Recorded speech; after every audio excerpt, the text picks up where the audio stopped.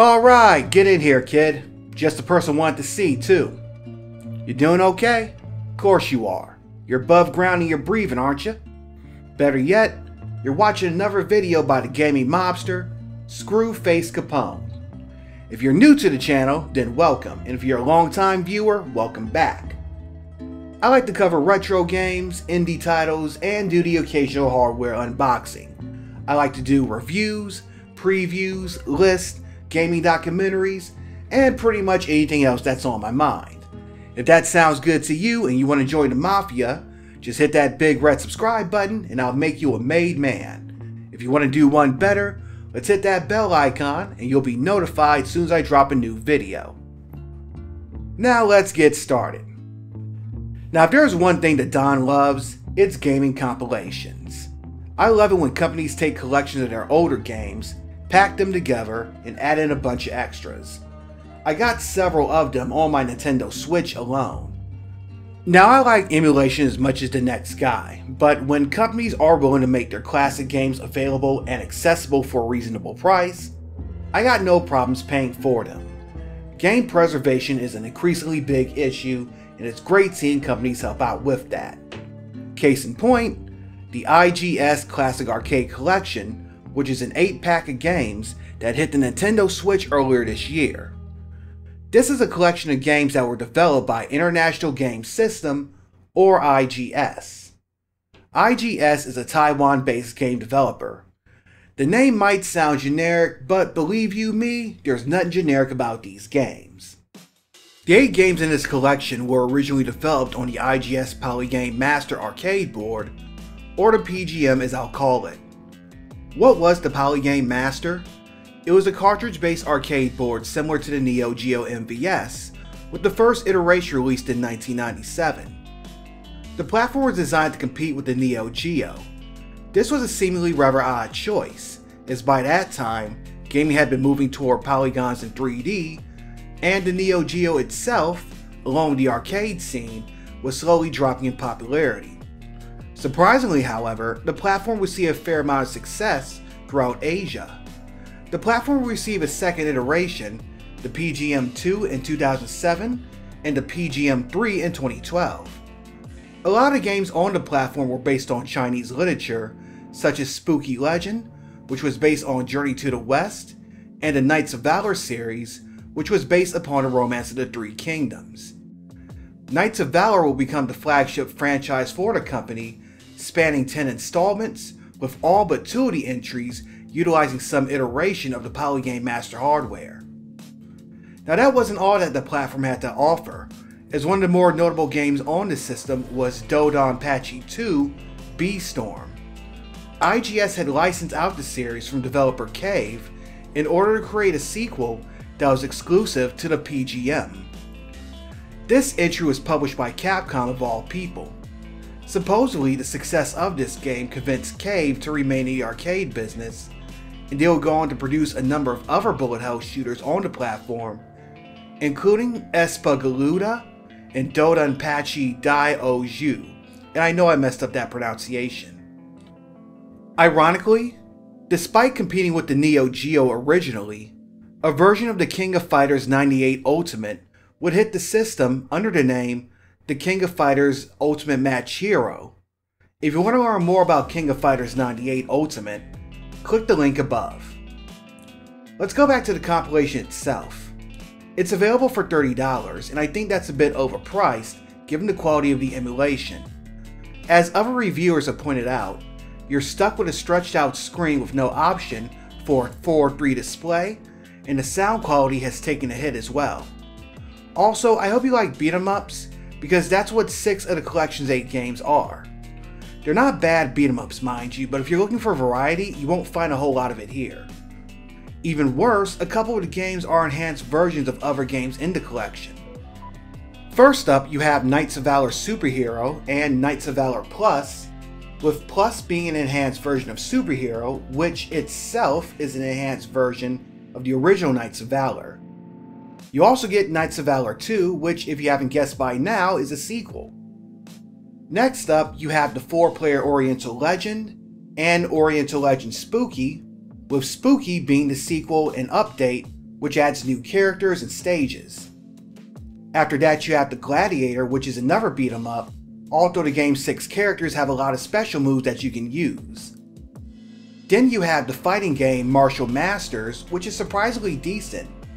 It's got a pretty deep combo system, a large cast of characters, and some good graphics. As a matter of fact, I would even compare it to something that came out on the Neo Geo around the time. The final game on here, and in my opinion the major standout, is Demon Front, which is a run and gun game similar to Metal Slug. It's got a bit of a fantasy motif, and you pick one of 4 characters who fight alongside a pet. It's different in not only that it isn't a beat 'em up, but it's actually got an original demon concept that you don't see in other games. And it's got some pretty cool graphics and animation too.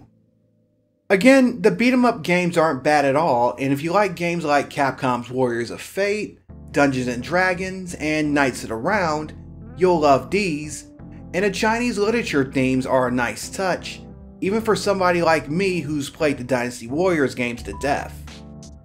The Knights of Valor and Spooky Legend games have a cool inventory feature where you collect sub-items, then use a button to bring up a small circular menu, and select one to use. The Knights of Valor games even have stages with multiple routes. Another thing I noticed about the beat 'em ups is that they have huge lists of playable characters. When I first looked at the character selection screens for Knights of Valor Plus and Oriental Legend Spooky, I thought they were one-on-one fighters. The Knights of Valor games have tons of special moves for each character and some pretty long stages too. The Oriental Legend games have huge sprites, along with some bizarre looking characters and enemies. In Oriental Legend Spooky, you can even select which order you take on the stages in. The Gladiator, while having a different style of gameplay, is also fun with moves that require fighting game style motions. You also have the ability to roll and dodge, adding some depth to the combat. Along with the game's story, it has a challenge mode where you can take on the game's bosses. And before the start of each stage, you can select what route to take, adding in a bit of replay value. I like that these beat 'em ups require a bit of strategy, and it's nice to see that these games aren't just simple button mashers. The major problem with this collection is the lack of extra features. As I stated earlier, you're stuck with the 16:9 resolution, with no option for a classic 4:3. You can zoom the screen in and out, but that's it. No scan line, no CRT filter, no marquee or sidebar art, or anything like other compilations have. While there is a selection to change the language, that doesn't necessarily mean that all the in-game text will be translated. Worst of all, there are no extra features like concept art, manuals, or any information at all about the company or the games. You do get in-game move lists, but that's about it. That's the most disappointing, as a lot of people will go into this collection with no knowledge about the company or its games.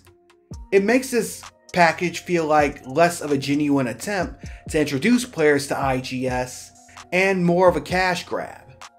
Thankfully, several of the games do have online play, and for what it's worth, the games have save states, although they're there under the name Game Archive, and to save it, you have to select the option Cover. So let's get down to the rating. I think I'll give it a C-. Basically, I have 2 major issues with this package. My first is with the lack of variety, especially given that 2 of the games are simply updates of other games that are in the collection. My second big issue is with the bare bones presentation of the collection.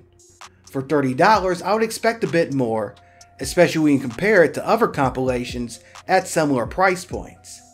Take for instance the Konami Anniversary Arcade Classics Collection. Even though it has a similar issue with a lack of variety in its lineup, the package is only $20, and it packs in features such as screen filters, concept art, interviews, and even the ability to choose between the English and Japanese versions of the games. As for the games themselves, they're not bad at all, even if the Oriental Legend games feel uneven with their level design. Demon Front, The Gladiator, and Knights of Valor 2 are my personal favorites. And if you like old school fighting games, you'll love Martial Masters. The games are pretty much the only reason I don't give this a D. As an introduction to IGS in the PGM catalog, it's an okay first course, although I would wait for it to go on sale before buying it. maybe the devs should consider adding a patch or making some supplemental material for it. So that wraps it up for this video. If you made it to this point, I want you to do me a favor.